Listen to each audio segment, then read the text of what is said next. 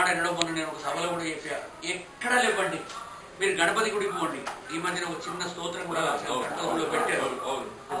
గణపతి మీద సంకట ఇది గణపతి, ఆ గణపతి మీద రాసినప్పుడు అది చూశాను. ఎందుకు పైకి చూస్తే అక్కడ నాగబంధం ఉన్నది. మన దగ్గర ఏ గుళ్ళో లేని నాగబంధం మన గణపతి గుళ్ళో ఉన్నది. నాగబంధం అనేటువంటిది మోక్ష సాధనం. మోక్ష సాధనం ఎలాగా అంటే నాగబంధాన్ని తోక నుంచి ఫణి వరకు లేదా ఫణి నుంచి తోక వరకు కానీ రెప్పవాల్చకుండా కనుక చూడగలిగితే మోక్షం అని చెప్పుకున్నది శాస్త్రం. కాబట్టి శాస్త్ర ప్రకారంగా మన దగ్గర ఉన్నటువంటి విశేషం మనకు తెలియదు.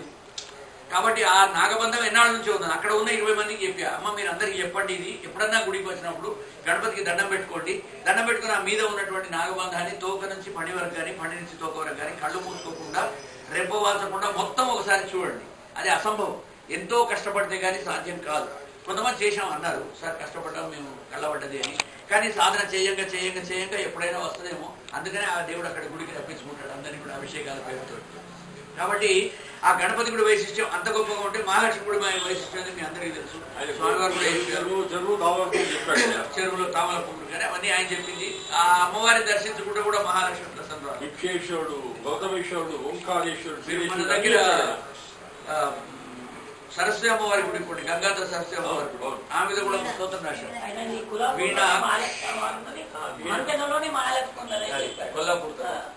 వీణాక్ష మాలాబ్జ సుపుస్తికాకరాం బాలార్క రూపాం కరుణా తరంగిణీం శ్రీ గౌతమీ తీర విలాసవాసిని వందే సదా మంత్రపురి సరస్వతి అంటూ రాశారు ఒక స్తోత్రం. ఆ మంత్రపురి సరస్వతి ఎలా ఉంటదంటే నిటారుగా వీణను పట్టుకొని ఉంటది. మీకు ఎక్కడ ప్రపంచంలో ఉన్నది వీణ. వీణ నిటారుగా ఉన్నది, ఎక్కడైనా అడ్డంగా తిరిచిగా పట్టుకొని ఉంటది. ఎక్కడ మీరు ఇక్కడ మన అనంతసాగర్ వెళ్ళినా సరే అమ్మవారు నిల్చొని ఉంటది. విశేషంగా నిల్చొని ఉన్నా సరే వీణ మాత్రం అడ్డంగానే పట్టుకున్నాను. నేను ఇవన్నీ నన్ను ఒకసారి పిలిచారు అక్కడ ముఖ్యమంత్రి నరసింహరామ శర్మ గారు. ఆ వారు బ్రతుకున్నప్పుడు అది వెళ్ళి చూసినప్పుడు నేను విశేషాలు ఏం చూస్తానంటే అక్కడ మన ఊర్లో ఉన్నదానికి దీనికి తేడా.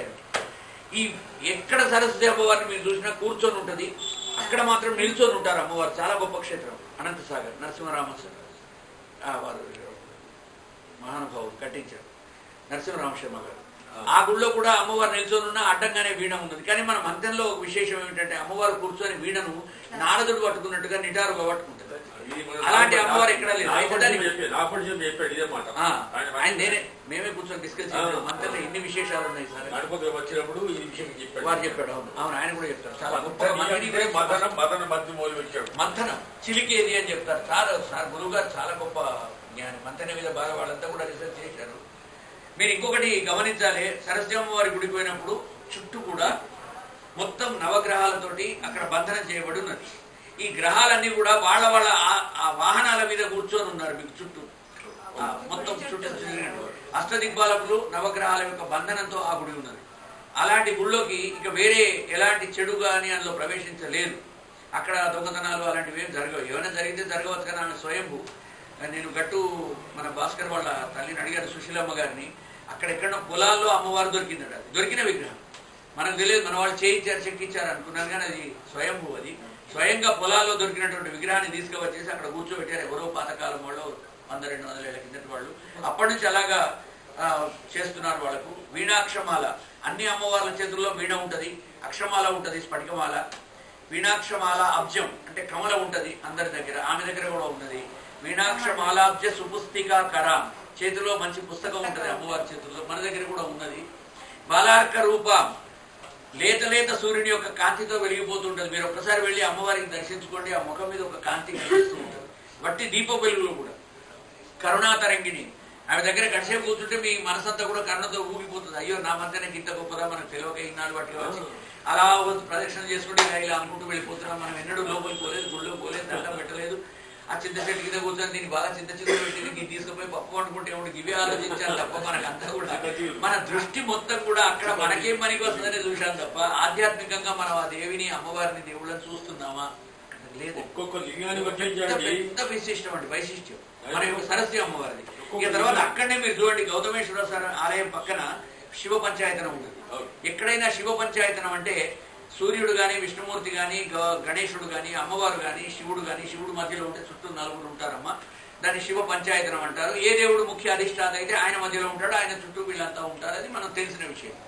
మన దగ్గర పంచాయతనం చుట్టూ లేకుండా కేవలం వెనకాల బౌండరీ లైన్ వెనకాల కూర్చోబెట్టారు వాళ్ళు ఆ రోజుల్లో ప్రతిష్ట అన్నాడు పాలరాతి విగ్రహాలు మీరు చూసి ఉంటారు. అక్కడ కూడా గణపతి, అంబిక, అలాగే సూర్య భగవానుడు, విష్ణుమూర్తి అన్ని విగ్రహాలు ఉన్నాయి. అన్ని కూడా వెనకాల ఒక వరుసలో నిలబెట్టేసి మధ్యలో శివలింగం ఉంటుంది ఈ పాలరాతి విగ్రహం. అక్కడ కూడా పంచాయతనం చేయవచ్చు కానీ చేయలేము మన కాబట్టి శాస్త్రం అంగీకరిస్తుంది. అక్కడ పంచాయతనంలో 5 ఉన్నారా లేదా అని చూసింది కానీ ఇలాగే పెట్టాలి, ఇటుమూతి చేసే పెట్టాలి, ఇక్కడనే అమ్మవారు ఉండాలి అనేటువంటిది అక్కడ మన వాళ్ళు పాటించకుండా అలా పెట్టినటువంటి వైశిష్ట్యం ఒకటి. అక్కడ లింగన శాస్త్రుల వారు ఎన్నిసార్లనో భాగవత పారాయణం పురాణ కాలక్షేపం చేశారు. ఒక్కొక్క లింగం విషయాన, గౌతమేశ్వర విషయాన, విక్షేశ్వర విషయాన, ఓంకారేశ్వర విషయాన్ని చెప్పాడు. ఒక్కొక్క లింగం దానికి ఏ మహత్యం విషయం ఉంటే దాన్ని పోషించుకోండి అన్నాడు. అలా మంత్రంలో ఇప్పుడు 12 జ్యోతిర్లింగాలు పెట్టారు. ఎంత మాటల వారు చాగంటి వారు చేసిన సేవ మన మంత్రికి వారు చేసినటువంటి నిజంగా కీర్తి తేవడం. అలాగే మన మాడుగుల బ్రహ్మశ్రీ మాడుగుల నాగపడ శర్మ గారు బృహత్ సహస్రావధాని వారు కూడా మంచి పేరు తెచ్చారు. ఊరూర కూడా ఇప్పుడు వేరే ఊర్లో వాళ్ళు వస్తున్నారంటే కారణం అదే.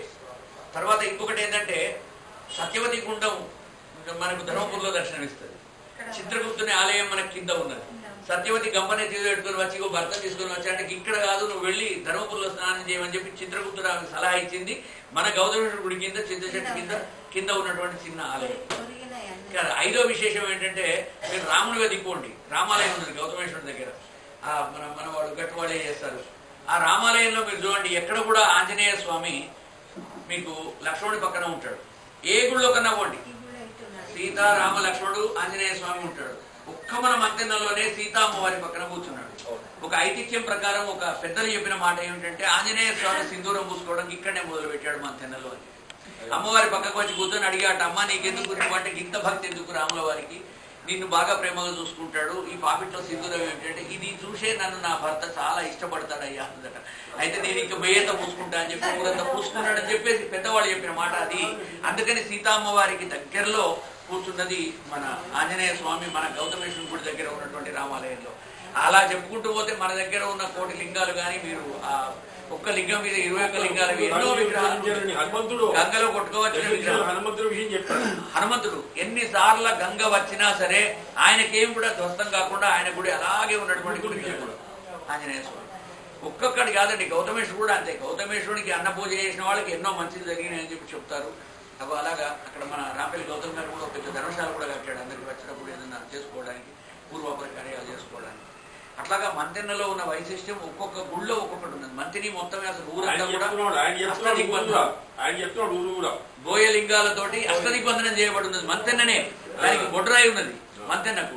అవి అలాగా ఉన్నటువంటి ఊరు ఎక్కడ కూడా ఉండదండి. చుట్టూ మధ్యలో అగ్రహారం లాగా ఉండి చుట్టూ వేరే వేరే కులాల వాళ్ళ వాడలు, పద్మశాలి వాడ, అలాగే మీరు ఇటు పోతే సుందరాలది, ఇంకా యశూతుంది, అటు పోతే కాపు వడ్రంగి వాళ్ళది. మంతిని పరిక్రమ చేయాలి. మంతినికి చేస్తే 8 లింగాల చుట్టూ తిరిగి వచ్చినంత పుణ్యం వస్తుంది. అష్టలింగాలు కూడా మనకు అష్టమూర్తి తత్వంతో వెలసి ఉన్నటువంటి వాటికి ఏ ఆచారం లేకుండా గుడి అవసరం లేదు, ఏది అవసరం లేదు. వట్టిగా భూమి మీద ఆకాశం కింద పెట్టారు అవి. ఆ అష్టదిగ్బంధనం చేసినటువంటి 8 దిక్కులకు లింగాలను పెట్టినటువంటి ఊరు కూడా మన మంతనే.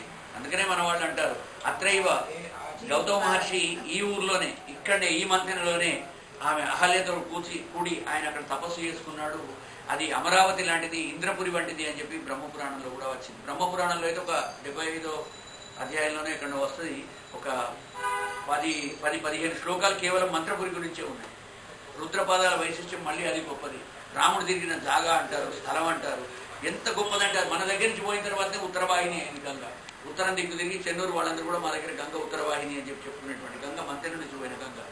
ఇలాగా గంగా తీరమే కానీ మంతెన కానీ మంతెన గణపతి కానీ లక్ష్మీనారాయణ స్వామి కానీ మహాలక్ష్మి కానీ సరస్వతి అమ్మవారి గుళ్ళు మొత్తం గుళ్ళన్నింటిలో దేని వైశిష్ట్యం దానికి ఉన్నది. కాకపోతే భక్త శ్రోతాచ దుర్లభ, చెప్పేవాడు లేడు, వినేవాడు లేడు, ఆచరించేవాడు లేరు, పోషించేవాడు లేడు. ఇప్పుడు గణపతి గుడి మంచిగా చేస్తున్నాడు ఆ పిల్లవాడు పల్లి రాము అని. ఒక్కొక్కసారి భోగ్య దశ వస్తుంది ప్లాట్లకు వచ్చినట్టుగా. ప్రతి గుడి కూడా దాని కాలం వస్తుంది. ఆ భోగ్య కాలం వచ్చినప్పుడు దాన్ని ఎవ్వరు కూడా ఆపలేరు. భగవంతుడు తనకు తానే చేయించుకుంటాడు. ఇదే గుళ్ళో మేము పిల్లలందరూ కూడా కూర్చొని కమ్మలాటలావుడు అవన్నీ పులిమేక ఆవుడు మేము చూసాం ఎన్నోసార్లు. ఆ గుడికి తలుపు లేదు, దర్వాజా లేదు, అంత ఇష్టమైనట్టు ఉండేది, భయంకరంగా ఉండేది. అప్పుడు అంత నాస్తికులు లేకుండే కాబట్టి విగ్రహాన్ని ఏం పాడు చేయలేదు. ఇప్పటి రోజులలో అయితే దాని లోపలికి పోయి ఏమైనా చేసి పారేస్తారు. కాబట్టి దానికి మొత్తం చుట్టూ ఇప్పుడు కొంచెం భద్రతగా అన్ని గోడలు కట్టించేసి మంచిగా దానికి పూజాధికారులు ప్రతిరోజు జరుగుతున్నాయి. వాడు నాకు ఎప్పుడు పెడుతూనే ఉంటాడు, ఆ పిల్లవాడు జరిగిందన్నా ఇది మంత్రం ఏందన్నా అడుగుతుంటాడు. భాగవతం వల్ల మన మంత్రి విషయాలు టాపిక్ అది మంత్రి టాపిక్ అయిపోయింది. 20 నిమిషాలు అందులో చిన్న ఘట్టం చెప్పుకొని మధ్యాహ్నం నరసింహావతారం చెప్పుకుందాం. ఇంకొక 20 నిమిషాలు 12 అయిన దాకా చెప్పుకోవాల్సిందే కదా. ఇక ఈ వృత్రాసుడి యొక్క పూర్వజన్మ వృత్తాంతం చెప్తూ ఉన్నాడు. వృత్రాసుడు అసలు ఎవరు? పరీక్షిత్ మహారాజు అడుగుతున్నాడు, వృత్రాసుడు ఎవరు, ఆయన యొక్క పూర్వజన్మ వృత్తాంతం ఏమిటి, ఇదంతా చెప్పమని చెప్పి అడిగితే అప్పుడు శుకబ్రహ్మ చెప్తూ ఉన్నాడు, ముముక్షూణాం సహస్రేషు కశ్చిన్ముచ్చేత సిద్ధ్యతి. సిద్ధి కోసం పాటుపడేవాడు మనుష్యాణం సహస్రేషు కశ్చిత్ యతతి సిద్ధయే అని భగవద్గీత వాక్యమే ఇందులో పెట్టాడు. అదే కొద్దిగా మార్చి మనుష్యాణం అంటే దీంట్లో వాక్యాన్నే భగవద్గీతలో కృష్ణ పరమాత్మ చెప్పాడు అనుకోవచ్చు. ద్వాపరయుగంలో మనుష్యాణం సహస్రేషు కశ్చిత్ యతతి సిద్ధయే. 1000 మంది మనుషులు పుడితే వాళ్ళలో ఎవరికో ఒకడికి సద్బుద్ధి పుడుతుంది, ఈ మంచి పని చేయాలి ఇది చేయకూడదు అనేటువంటి సద్బుద్ధి ఉన్నవాడు సిద్ధి కోసం పాకులాడేవాడు ఉంటాడు. ప్రాయో ముముక్షవస్తేషాం కేచనైవ ద్విజోత్తమ. ఎంతమందో ముముక్షువులు ఉంటారు. ముముక్షువు అంటే మోక్షాన్ని కోరేటువంటి వాళ్ళని ముముక్షువు అంటారు. చూడాలనుకునేవాడిని దిదృక్షువు అంటారు. తాగాలనేటువంటి కోరికను పిపఠిష అంటారు. ఇట్లాగా చదువాలనేటువంటి కోరికను. పాతుమిచ్చ పిపాస, తాగాలనే కోరికను పిపాస అంటారు. అలా సంస్కృతంలో కొన్ని పదాలు ఉంటాయి. దాంట్లో ముముక్షువు అంటే మోక్షాన్ని కోరేవాడు. ముముక్షువులు ఎంతమందో ఉండవచ్చునయ్యా, వాళ్ళందరిలో కూడా ఎవడో ఒకడు కులాలలో ఒకడు బ్రాహ్మడు పుడతాడు. ఆ పుట్టిన బ్రాహ్మణులు అందరూ కూడా మోక్షానికి మరి ఎగబడతారా అంటే లేదండి, వాళ్ళలో ఎవడో ఒకడు కోటికొక్కడు మోక్షాన్ని అర్థిస్తాడు. ముముక్షుణాం సహస్రేషు. అలాంటి మోక్షాన్ని కోరే 1000 మందిలో ఎవడో ఒకడు సిద్ధిని పొందుతాడు, మోక్షాన్ని ప్రాప్తింపజేసుకుంటాడు. లేదంటే మిగతా వాళ్ళందరూ కూడా ఇలాగే మామూలుగా కోరి మధ్యలో వదిలిపెట్టి వెళ్ళిపోయే వాళ్ళే. ముక్తానామపి సిద్ధానాం నారాయణ పరాయణ. మరి ముక్తి పొందిన సిద్ధ పురుషుల్లో కూడా కోటికొక్కడు శ్రీమన్నారాయణ యందు భక్తితో ఉంటాడు. లేకపోతే వాడి కోరికలన్నీ కూడా మోక్షం వస్తే ఏం చేయాలి మనం మొదటి నాడు చెప్పుకున్నాం. విక్రమాదిత్యుడు వెళ్ళి అమ్మవారికి నా బ్రాహ్మణికి ఎందుకు కనిపిస్తలేవని మెడపైన తలపైన కత్తి పెట్టుకుంటాడు, కమలాహుతి చేస్తానంటాడు. కమలాహుతి అంటే రాజులు వెనకడికి చేసేవాళ్ళు తన తలని కమలంలాగా చేయిని పెట్టి దాంట్లో పెట్టి అర్పించాడు. యజ్ఞకుండంలో కత్తితోటి నరికి అది పైకి ఎగిరినప్పుడు ఈ సమాన వాయువు ఇంకా నడుస్తుంటది కనుక వాడి ప్రాణం పోదు. ఆ తలకాయ 2 వక్కలయ్యి ఎగిరి కిందికి వస్తుంటే దాన్ని కమలాహుతి చేయాలి. అక్కడనే నిల్చొని ఆ తలకాయని పట్టుకొని దుత్తా పట్టి ఆ గుండంలో వేయడం. ఇగో దీన్ని కమలాహుతి అంటారు. నేను క్షణంలో కమలాహుతి చేస్తాను, ఇప్పుడు నా బ్రాహ్మణికి నువ్వు దర్శనం ఇవ్వకపోతే అని అమ్మవారిని అడుగుతాడు. అప్పుడు జగదంబిక ప్రత్యక్షమై వీడి యొక్క మనస్సులో ఒక భావం లేదయ్యా, ఎందుకంటే నకాష్టే విద్యతే దేవ, భగవంతుడు కొయ్య బొమ్మలో ఉండడు, నా పాషాణే రాతి విగ్రహంలో ఉండడు, నా మృణ్మయే మట్టి విగ్రహంలో కూడా ఉండడట భగవంతుడు. మరి ఎక్కడ ఉంటాడు అంటే భావేహి విద్యతే దేవ తస్మాత్ భావమిహి కారణం. సద్భావనతో చేస్తే ఏదైనా నీకు దేవుడే. దీన్ని మనం దేవుడు అనుకోవచ్చు, దీన్ని దేవుడు అనుకోవచ్చు, ఇది దేవుడు అనుకోవచ్చు, ఈ కాగితాన్ని కూడా దేవుడు అనుకోవచ్చు. భావం ముఖ్యంగాని నీకు దేవుడు అంటూ కట్టెలోనే మట్టిలోనే ఉంటాడు, రాయిలోనే ఉంటాడు, కట్టెలోనే ఉంటాడు అని చెప్పి అనుకోవడం తప్పని చెప్పి చెప్తుంది ఆ రోజు. చాలా మంచి విషయం మొదటి నాడే చెప్పుకున్నాం మనం. ముక్తానామ విసిద్ధానాం నారాయణ పరాయణ. మరి ముక్తి కోసం పాటుపడే వాళ్ళందరూ కూడా వస్తే రాబోయే మోక్షంతో మనం స్వర్గలోక సుఖాలు ఎలా అనుభవిస్తామని ఆలోచిస్తారు తప్ప నారాయణుని పాదాలపైన ఆయన పాదాలను చూసేవాడు ఎవడు దొరకడయ్యా. సుదుర్లభ ప్రశాంతాత్మ కోటిష్వపి మహామునే. కాబట్టి అలాంటి ప్రశాంత చిత్తులు కోటికొక్కడు ఉంటారయ్యా. ఈ వృత్రాసురుడు సకల లోకాలను కూడా గడగడలాడించాడు. కానీ వాడు భయంకరమైనటువంటి సంగ్రామ సమయంలో కూడా కృష్ణుని యందు అత్యంతమైనటువంటి ప్రేమ కలిగి ఉన్నాడు. భగవంతునికి వాడు యజ్ఞపురుషుని ద్వారా వాడు లభించిన వాడు కాబట్టి వృత్రాసురునికి కృష్ణ భక్తి ఎక్కువగా మెండుగా ఉండేది. అసలు వాడు ఎవడంటే కృతద్యుతి చిత్రకేతు అని 2 దంపతులు ఉండేవాళ్ళు. ఆ చిత్రకేతు కృతద్యుతి అనేవాళ్ళు దంపతులకి ఒకనాడు సంతానం లేకపోయేసరికి వాళ్ళు ఇంటికి వచ్చిన ఆంగీరస మహర్షిని ప్రార్థించారట. అయ్యా మహర్షి, మాకు సంతానం లేదు, పూర్వకాలంలో సంతానం లేకపోతే దేవాలయాలకు వెళ్ళడం ఇలాంటివన్నీ చేస్తూ ఉండేవాళ్ళు కదా. కాబట్టి ఆ చిత్రకేతువును ఆయన భార్య అయినటువంటి ఆ కృతద్యుతి ఇద్దరు కూడా ఆంగీరస మహర్షి ఇంటికి వస్తే ప్రార్థించారట. ఆ చిత్రకేతువు పిల్లలైతే లేరు అని చెప్పేసి వాడు 1,000,000 మందిని పెళ్లి చేసుకున్నాడు.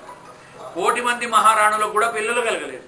ఎవరిని చేసుకున్నా సరే పిల్లలు కలగకపోయేసరికి ఇక చివరికి కలగరేమో అనుకొని ప్రార్థించేసి ఆంగీరస మహర్షి దగ్గరికి వెళ్ళి ఆయనకు దండం పెట్టారట.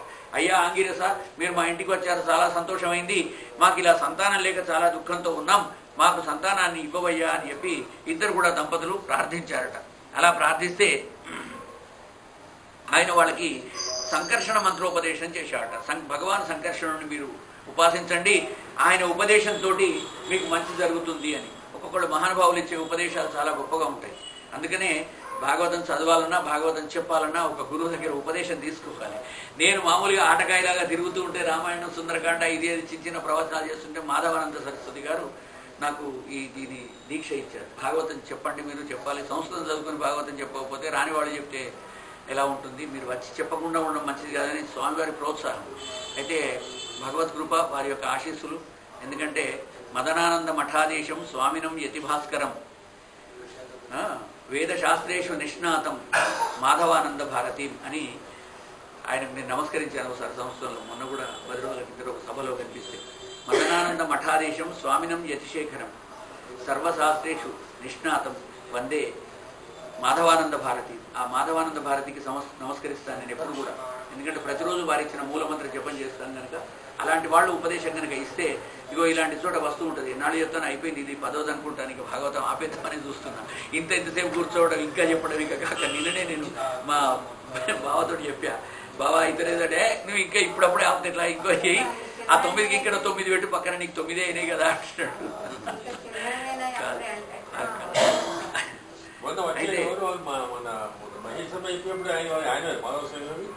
మాధవానంద మహేశ్వరుడు చెప్పినప్పుడు వచ్చాడు, ఆయన వచ్చాడు. ఆయనే మొదటి వచ్చేసి ఆరంభించి వెళ్ళిపోయినాడు. వందే వేదాంత తత్వజ్ఞం మాధవానంద భారతి. వేదాంతాల్లో తత్వజ్ఞుడు ఆయన. మహా సంస్కృతంలో చక్కగా మాట్లాడు. మన సంస్కృత వచ్చారు ఆయన, మంచి పండితులు. అప్పుడే ఇదైందా ఫలాన్ని అది కాలే కదా తొందరపడుతుంది అన్నాడు. చాలా ఉత్సాహంగా మాట్లాడతారు. మళ్ళీ మా వినేటాళ్ళకు కూడా ఇంపుగా మాట్లాడతాడు. ఎక్కడ కూడా మనకు స్వామివారు మాట్లాడుతున్నట్టు అనిపించదు. మన ఇంట్లో మనిషి మనకేదో ఉపదేశం చేస్తున్నట్టుగా, మనల్ని దీవిస్తున్నట్టుగానే ఉంటుంది. మంచి మనకున్నటువంటి పీఠాల్లో ముఖ్యమైన పీఠం మనకు తోట పీఠం. అది ఇప్పుడు మెదక్ దగ్గర రంగంపేటలో పెట్టారు స్వామివారిది. అన్ని గుళ్ళ సమాహారంతో ఉన్న చాలా పెద్ద గుడి.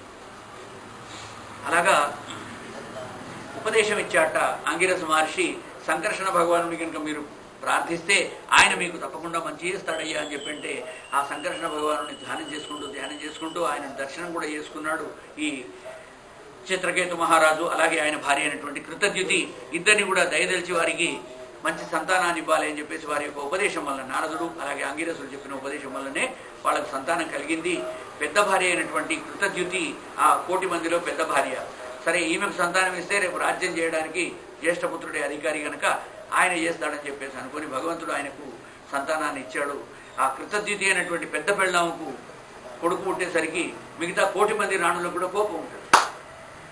నాకు లేదు కాబట్టి నీకు ఉండకూడదు, నాకుంటే నీకు ఉండాలి. ఇది మనుషుల్లో ఉండేటువంటి ఒక తత్వం. మా అందరికీ లేకుండా ఒక్కరితకే దేవుడు సంతానాన్ని ఇచ్చే వరకు ఇక రాజుగారు ఎక్కువ ఆమె దగ్గరనే ఉండడం, ఆ కొడుకునే లాలించడం, వాడినే చేసుకోవడం, ఇవన్నీ చేస్తూ ఉంటే బాగా వాళ్ళకు కసి పెరిగింది, కోపం వచ్చింది. ఏమైనా చేయాలి, ఈ అమ్మాయి ఒక్కర్త సంతానవతిగా మనం చూడలేకపోతున్నామని కళ్ళల్లో నిప్పుకలు పోసుకొని, మన మంతెన భాషలో కళ్ళల్లో నిప్పుకలు పోసుకొని మన మంచి పదాలు వస్తుంటాయి. మంతెన భాషనే అదొక విచిత్రంగా బాగా ఉంటుంది. అదొక డిక్షనరీ. మంతెన ఆ కళ్ళల్లో నిప్పుకలు పోసుకొని ఆ మిగతా ఒక్కటి తక్కువ 1,000,000 మంది రాణులు వచ్చేసి ఈ పిల్లవాడికి ఒక దాసి చేత ఇంత విషం ఇప్పించేసి చంపించేసి, ఆ విషంతో చనిపోయే వరకు వీడు చాలా వెడ్డైపోయినాడు. ఇక అయ్యో ఉన్నొక్క కొడుకు లేడనుకొని కంటే ఈ కొడుకు ఇలా అయిపోయినాడని చెప్పేసి వాడు ఉన్మత్తుడైపోయి పిచ్చి పిచ్చిగా తిరుగుకుంటూ ఒకనాడు కైలాసంలోకి వెళ్ళేసరికి అక్కడ శివపార్వతులు ఇద్దరు కూడా చాలా ఆనందంగా కేళిలో ఉన్నారు, ఆనందంగా నృత్యం చేస్తూ ఉన్నారు. ఆ శివుని లోకానికి వెళ్ళేసరికి వాళ్ళు ఒంటి మీద కొంచెం నూలు పోగులు తక్కువగా ఉండేసరికి దాన్ని చూసినటువంటి ఈ వీడు చిత్రకేతువు అసఖ్యంగా చూసి తిట్టాట. దేవతలైనటువంటి వాళ్ళు ఎంత రహస్యంగా ఇలాంటి కార్యక్రమాల్లో ఉండాలి, వీళ్ళేంది ఇలా ఉన్నారని చెప్పి అనుకునేసరికి ఆ పార్వతీదేవి సంకర్షణ ఆయనను చిత్రకేతువును శపించడం, ఆ చిత్రకేతువు శాపంతో ఆయన చాలా ఎంతో దుఃఖపడుతూ ఉన్నాడు, కష్టపడుతూ ఉన్నాడు.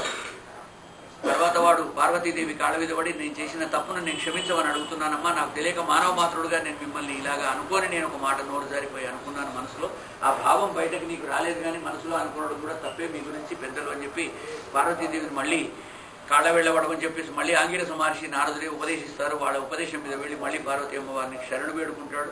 శివుడు సరే పాపం తెలియక అన్నాను అంటున్నాడు కదా, ఆయన దయదర్శమని చెప్పి చెప్తాడు. అప్పుడు పార్వతీదేవి వానికి ఉత్తమ జన్మ, వచ్చే జన్మ మంచిది నీకు ప్రాప్తిస్తుంది పొమ్మని చెప్పి చెప్తుంటుంది. కాకపోతే వాడు చేసిన పాపానికి వృత్రాసుర జన్మ వచ్చి తర్వాత జన్మలో వాడు ఆ చిత్రకేతువే వృత్రాసురుడుగా జన్మించేసి ఇగో ఇలా లోక కంటకుడుగా మారి అందరినీ కూడా కష్టపెట్టి అందరినీ కూడా చాలా కష్టపెట్టాడని చెప్పేసి చెప్తూ ఉంటారు. ఈ 1,000,000 మంది రాణులలో కూడా సంతానం లేని వాళ్ళందరూ కూడా చంపడం, ఆంగిరస మహర్షి వాడికి మళ్ళీ మంచి జరగడం కోసం ఇవ్వడం, ఇలాగా చిత్రకేతు మహారాజు 7 ఆవరణాలు దాటి భగవంతుని మనస్ఫూర్తిగా కొలిచి మన వాళ్ళు ఆవరణలు చెప్తారు కదా, మనకు రుద్రం చేస్తున్నప్పుడు కూడా మహారుద్రంలో కూడా ఆవరణలు చేస్తూ ఉంటారు, అలాగే చండీ యాగంలో కూడా చేస్తారు. ఇలా రాజుగారికి కూడా 7 ఆవరణాలు ఉంటాయట. ఈ ఆవరణాలన్నీ కూడా చిత్రకేతు మహారాజు ఆవరణాలన్నీ కూడా రక్షించుకోమని చెప్పి వాళ్ళు సలహా ఇవ్వడం ఆంగిరస మహర్షి చెప్తున్నాడు. అయ్యా రాజు రాజ్యం చల్లగా ఉండాలి అంటే దానికి 7 అవసరం. వాళ్ళలో మొదటివాడు గురువు, ఒక గురువు ఉండాలి, నిన్ను సరైన తోవలో నడిపేటువంటి నీకు గురువు ఉండాలి. ఇక 2వ వాడు మంత్రి, మంచి మంత్రి ఉండాలి. మంత్రి కనుక మంచివాడు లేకపోతే, మంత్రణ చేసేవాడు లేకపోతే పోతాడు. కాబట్టి మంత్రి అయినటువంటి వాడిని మంచివాడిని ఎన్నుకోవాలి. ఇక 3వది రాజ్యం, రాజ్యాన్ని చక్కగా పరిపాలించడం అనేటువంటి తెలుసుకోవాలి. 4వది దుర్గం, దుర్గం అంటే ఇంకొకళ్ళు జరవడానికి వీలు లేనటువంటి కోటలు, అలాంటి కోటలు నిర్మించుకొని శత్రు దుర్భేద్యంగా నీ రాజ్యాన్ని కాపాడుకుంటూ ఉండాలి. 5వది కోశం అంటే ధనాగారం, డబ్బు, నీ యొక్క ట్రెజరీ మంచిగా ఉండాలి. ధనం కనుక బాగా ఉంటే, పుష్కలంగా ఉంటే, ఏదో మన వాళ్ళు అంటారు కదా వెంటికలు నొక్కప్పుడు ఎటుముడిచినా అందంగానే ఉంటుంది అని. డబ్బులే లేకపోతే రాజుగారిని ఎవరు గమనిస్తారండి? ఎవరెవరో వస్తూ ఉంటారు, ఉన్న భూములన్నీ అమ్ముకొనేసి జీతాలు ఇచ్చే పరిస్థితి వచ్చేటువంటి రాజులు కూడా వస్తూ ఉంటారు. కాబట్టి అలాంటి దుర్మార్గులను అందరూ కూడా తిట్టుకుంటారు తప్ప ఎవరు కూడా హర్షించరు. కాబట్టి రాజుకు ముఖ్యమైనటువంటిది రాజ్యంతో పాటు దాన్ని పోషించేటువంటి కోశం కూడా ఉండాలి, ధనాగారం ఉండాలి, పైసలు బాగా దగ్గర పెట్టుకోవాలి. తర్వాత సేనలు, వీళ్ళందరినీ కాపాడుతూ ఉంటే ఒక్క దుర్గాలు ఉంటే కాదు, ఆ దుర్గాల్ని కాపాడేటువంటి మంచి సేన ఉండాలి. ఆ సేనలు ఉంటే అయిపోతుందా? 7వదైనటువంటి మంచి మిత్రులు ఉండాలి. మిత్రులు మంచి సలహాలు ఇస్తారు. అందుకనే మిత్రుడిని 3 రకాలుగా చెప్తారు. నవిశ్వసేత్ కుమిత్రేచ మిత్రేచాపి నవిశ్వసేత్, కదాచిత్ కుపితం మిత్రం సర్వం గుహ్యం ప్రకాశయేత్. అందరినీ మనం దోస్తులు అనుకోవడానికి లేదు. కొంతమంది మిత్రులే సుమిత్రులు ఉంటారు, కొంతమంది మిత్రులు ఉంటారు, కొంతమంది కుమిత్రులు ఉంటారు. మన రహస్యాలన్నీ వెళ్ళి మన ఇంట్లో ఏదైనా చిన్న విషయం చెప్పామంటే దాన్ని ఊరంతా కూడా ఇద్దరికి పోయి చెప్పి వస్తారట, అడిగిన వాళ్ళకు అడగనాళ్ళకు. అలా పోయి ఊరంతా కూడా ప్రచారం చేసి వచ్చేటువంటి వాళ్ళు కుమిత్రులు ఉంటారు. కాబట్టి మిత్రులు అనేటువంటి వాళ్ళని సంపాదించుకొని ఆంగిరస మహర్షి ఆయనకు 7 ఆవరణాల గురించి చెప్తున్నాడు. ఈ 7 వల్లనే నీ రాజ్యం సుభిక్షంగా ఉంటుంది అని చెప్పి చెప్పడం. ఆ చిత్రకేతు కూడా కృతద్యుతి అనేటువంటి ఆమె కూడా, ఇద్దరు కూడా వాళ్ళ యొక్క ఆ ఋషి యొక్క ఉపదేశాన్ని అనుసరించి పుత్రుణ్ణి పొందడం. ఆ పుత్రుడు ద్వేష కారణంగా, రాణుల యొక్క ఏడుపు కారణంగా, దుఃఖం కారణంగా పాపం తన కొడుకును పోగొట్టుకోవడం. ఆ చిత్రకేతువుకు ఆంగిరస నారదులు మళ్ళా ఉపదేశం చేసి ఇలా ఏడుస్తూ కూర్చుంటే లాభం లేదు, పార్వతీ పరమేశ్వరుని శరణు చూస్తే వాళ్లే మిమ్మల్ని మళ్ళీ రక్షిస్తారనడం. ఆయన మళ్ళీ వెళ్ళేసి పార్వతీ పరమేశ్వరులు ప్రార్థించడం. వానికి తర్వాత గతిలో అతనే మహాబలవంతుడైనటువంటి వాడు, ఎవ్వరికి శక్తికి కూడా లొంగనటువంటి వాడు, కేవలం దధీచి మహర్షి ముఖంతోటి చస్తానని చెప్పి వరం పొందినటువంటి ఆ వృత్రాసురుడుగా చిత్రకేతువు వైరాగ్యం పొంది చనిపోయిన తర్వాత సంకర్షణ భగవానుని దర్శించాడు. కాబట్టి ఆయన యొక్క కృప చేత, ఇలాగే పార్వతీ పరమేశ్వరుల కృప చేత వాడికి చిత్రకేతువే తర్వాత వృత్రాసురుడుగా పుట్టాడని చెప్పి చెప్తూ ఉంటారు. ఒక్కొక్క కథకు ఒక్కొక్క పుట్టుక ఉంటుంది. ఒకసారి వాల్మీకి మహర్షి స్థానానికి సరయు నదికి వెళుతూ ఉంటే తన శిష్యులతో కూడి వెళ్తున్నప్పుడు బోయేవాడు 2 కొంగళ్ళల్లో ఒక క్రౌంచ పక్షిని చంపాడని, ఆ క్రౌంచ పక్షి కింద పడంగానే ఆయనకు చాలా దుఃఖం కలిగిందని, ఆయన లోపల ఉన్న శోకమే శ్లోకంగా బయటకు వచ్చింది అనేది మన వాళ్ళు చెప్తూ ఉంటారు. అదే మొదటి లౌకిక సంస్కృత శ్లోకం అని చెప్పి, మా నిషాద ప్రతిష్టాం త్వం అగమ శాశ్వతీ సమాహ యత్ క్రౌంచ మిథునాదేకం అవధి కామమోహితం. ఒరే ధూర్తుడా, నీవు తెలుసో తెలియకనో నీ వృత్తి ధర్మంగానో వచ్చేసి 2 క్రౌంచ పక్షులు కూర్చొని ఊసులాడుకుంటూ ఉంటే అవి ఎంతో ఆనందంగా ఉన్నాయి. రేపు కలగబోయే మన పిల్లలకి మన గుడ్లను మనం ఎలా పొదగాలి, ఎక్కడ గూట్లో పెట్టాలి, ఎలాంటి గూడు కట్టుకోవాలి, ఎక్కడ ఇల్లు నిర్మించుకోవాలి, సైదాబాద్లోనా, బర్కత్పురాలోనా, అమెరికాలోనా, ఇవన్నీ కూడా ఆలోచించుకుంటూ ఉంటారు కొత్తగా పెళ్ళైనటువంటి వాళ్ళు. కాబట్టి క్రౌంచ పక్షులు ఆ 2 కూడా పాపం కూర్చొని ఎన్నో ఆలోచనలతో ఉండి ఊసులాడుకుంటూ పాపం సంతోషంగా ఉన్న వాటిల్లో నువ్వు ఒక్కదాన్ని చంపావు. ఆ స్త్రీ పక్షి రోదన చూస్తూ ఉంటే నేను తట్టుకోలేకపోతున్నానని చెప్పి ముని యొక్క హృదయం, వాల్మీకి మహర్షి హృదయం ద్రవించిపోయింది. అప్పటికి ఆయన ఇంకా ఈ రామాయణం రాయలేదు, వాల్మీకిగా పెద్ద పేరు కాలేదు. బట్టి వాల్మీకి అనే పేరు మాత్రం వచ్చింది. పుట్ట నుంచి బయటకు వచ్చాడు, బ్రహ్మగారు ఆయనకు ఉపదేశించాడు, నువ్వు రామాయణం రాయమని చెప్పాడు. నాకు కథ తెలియదు అంటే మా అబ్బాయిని పంపిస్తా అని చెప్పేసి నారదులతోటి ఏదో 130 శ్లోకాలతో సంక్షిప్త రామాయణం చెప్తే ఆ రామాయణాన్ని ఈయన 24,000 శ్లోకాలలో పెంచుకుంటూ అనేక రకాలైనటువంటి మంచి భక్తిభావాన్ని ప్రోతం చేస్తూ అందులో మాతృ భక్తి, పితృభక్తి, స్నేహము, భ్రాతృ స్నేహము, దయ, దాక్షిణ్యం ఇలాంటి మంచి గుణాలన్నీ పెట్టుకుంటూ ఏది చదివితే మనుషులకు మంచి జరుగుతుందో ఈ ప్రపంచంలో అలాంటి విషయాలన్నీ కూడా రామాయణంలో జొప్పించుకుంటూ, కథ చిన్నదే, కట్టే కొట్టే తెచ్చే అలాంటి రామాయణాన్ని ఎంతమందో రాశారు. రకరకాల వ్యక్తులు రకరకాల రామాయణాలు రాశాడు. ఒక ఆయన అయితే నిరోష్ట రామాయణం రాశాడు, అంటే పెదవులతో పనిలేని రామాయణం. దశరథ రాజనందన చరిత్ర అని రాశాడు. దానికి పెదవులతో పని లేదు, అంటే ఊ ఊ పప్ప బబ్బ మా వా అనే అక్షరాలు అవసరం లేదు. మరికంటి సింగరాచార్య గారని చాలా సంవత్సరాల క్రితం ఆయన ఒక కావ్యం రాశాడు. దాని పేరే నిరోష్ట రామాయణం, అంటే పెదవులు పని లేని రామాయణం. ఆయన భగవంతుడు పెదవులు ఇయ్యలేదు, ఆయన గ్రహణం మొర్రినున్నది. నాకే పెదవులు అయినప్పుడు నేను పెదవులు ఉన్న అక్షరాలతో ఎందుకు రాస్తా అని చెప్పి పగబట్టి దేవుడికి దండం పెట్టుకొని కూర్చొని, రామాయణం బాగా చదువుకున్నవాడు కూర్చొని నిరోష్ట రామాయణం రాశాడు. పెదవులతో పని లేని రామాయణం రాశాడు. పెదవులతో పని వేటికి ఉంటుంది? ఉ ఓ ఓ ప బ మా వా ఈ అక్షరాలకు మనకు పెదవులు అవసరం. ఇవి లేకుండా మనం పెదవులు లేకుండా పలకలేం. రామ అంటేనే మాకు పెదవులు కావాలి. రామ అనే పదాన్ని పీకి పడేశాడు. నాకు వద్దేవది శబ్దం అన్నాడు. దశరథ రాజనందనుడు అన్నాడు. దశరథ రాజనందన చరిత్ర అని రాసుకున్నాడు. కాబట్టి ఇలాగా రామాయణాలు రాసిన వాళ్ళు అనేక మంది ఉన్నారు. ఈ విధంగా మానిషాద ప్రతిష్ట త్వం అగమ శాశ్వతి సమాహ యత్ క్రౌంచ మిథునాతి ఏకం అవధీహి కామమోహితం. క్రౌంచ మిథునం, కామమోహితులై కూర్చొనున్న క్రౌంచ మిథునంలోంచి ఒకదాన్ని చంపేవారు రెండోది ఏడుస్తూ ఉన్నది. ఈ పాపం ఎవరు తీసుకుంటారా, ఇలాంటి పని చేశావని చెప్పేసి బాగా ఏడ్చుకుంటూ దుఃఖంతో శ్లోకం చదివాడు. ఈ శ్లోకం విన్నటువంటి బ్రహ్మదేవుడు, ఓ ఇదేదో బాగున్నది, ఈ బాణీలో రామాయణం రాయిస్తే బాగుంటుంది అని చెప్పి నీకు వచ్చి, మహర్షి మీరెవరు, ఏంది మీరేది, వాల్మీకి మహర్షి ఇంత మంచి శ్లోకం చెప్పారు, దీన్ని ఏమంటారు, దీన్ని శ్లోకం అనుకుంటున్నారు, సరే ఇలాంటి బాణీలో మీరు ఒక రామాయణం రాయండి అని చెప్పి ఆయన ఆశీర్వదించడం, వాల్మీకి మహర్షి రామాయణం రాయడానికి అదొక మూల కారణం. కాబట్టి అప్పుడు ఆయన తిట్టిన తిట్టేమిటంటే, మా నిషాద, ఒరే బోయేవాడ, ప్రతిష్టాంత్వం అగమహ, నీకు ఎప్పుడు కూడా మంచి కీర్తి ప్రతిష్టలు లభించవు, నువ్వు ప్రతి జన్మలో కూడా ఇలాగే భార్యాభర్తలను విడదీస్తున్నావు, చంపుతున్నావు, బతుకుతావు అని చెప్పి తిట్టాడని. వాడే తదుపరి జన్మలో రావణాసురుడుగా జన్మించాడని చెప్పేసి, ఆ రావణాసురుడు కూడా అలాంటి అంశ వాడే అని చెప్పి, ఇలాంటి పని చేసిన వాడే ఎక్కడో అని చెప్పి చెప్తారు. ఇలాగా ఒక్కొక్కటి పుట్టుకకి ఒక్కొక్క కారణం వెనకాల ఎక్కడో ఉంటుంది. ఈ చిత్రకేతువు కూడా, వృత్రాసురుడు కూడా చిత్రకేతువు రూపంలో మహారాజుగా బతికినటువంటి వాడు. వాడు చేసిన తప్పు పనికి వాడికి ఇలాగా కలిగారు, సంతానం లేకుండా వాడు అలా ఉండవలసి వచ్చింది అని చెప్పి చెప్తూ ఉన్నారు. ఇతరుల యొక్క కుళ్ళు చేత ఆ కళ్ళల్లో నిప్పులు పోసుకొని వాళ్ళందరూ చంపడం, పిల్లలు లేకుండా అయిపోయినారని చెప్పి చిత్రకేతువుకు పార్వతీదేవిని శపించడం, ద్వితీయ అదితుల సంతానం గురించి ఇక్కడికి వచ్చాం. మనం 12 అవసరం కొద్దిగా ఆపుదామండి. మధ్యాహ్నం కోటేశ్వరరావు మంత్రి గురించి, సత్యనారాయణ భారత తీర్థస్వామి మంత్రి వీడిపై వచ్చారు. మాధవానంద భారతీ తీర్థవాది కూడా, భారతీ తీర్థవాది కూడా 3 రోజులు ఇచ్చేశారు. అక్కడ శృంగేరిలో బాగా మెచ్చుకున్నాడు, మంచిగా ప్రశంసించాడు. ఆయనకు కూడా కొద్దిగా నచ్చింది. ఆయన ఏమన్నాడు, పిరంగి సత్యనారాయణ అన్నాడు. ఈయన రంగి సత్యనారాయణ, మంతని పిరంగి సత్యనారాయణ అని ఒక చోట పెట్టాడు. వారికి అయిందా కొద్దిగా, అయ్యా మీదైతే మనం స్వామి మీకు కానివ్వండి, అది అయిపోతే మనం ఆరతిద్దాం. ఇక్కడికి వచ్చాం. ఏ దేవుడికి దండ పెట్టుకుని ఆరతి